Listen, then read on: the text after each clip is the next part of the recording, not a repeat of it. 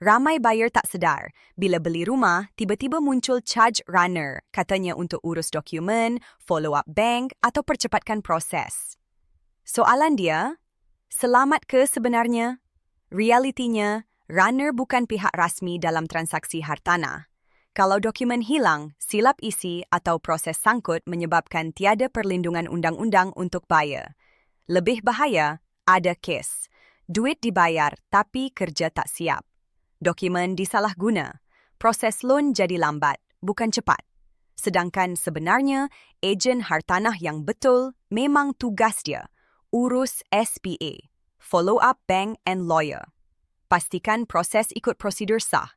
Di Hebat Realtors, kami tak galakkan guna runner rawak. Semua urusan dibuat secara telus, sah dan dipantau mentor. Nak beli rumah dengan tenang, selamat dan tanpa risiko tersembunyi? Belajar dulu sebelum bayar apa-apa, klik link di bawah untuk maklumat lebih lanjut.